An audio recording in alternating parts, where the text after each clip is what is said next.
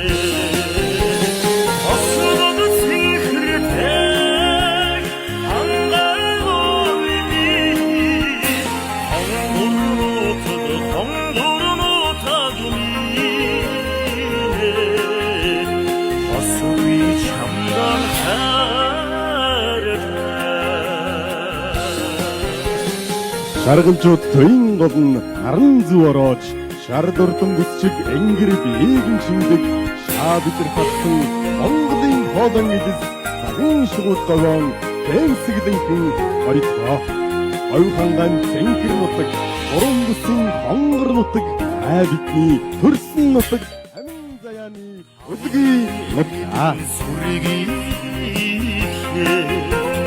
ноён эзэн та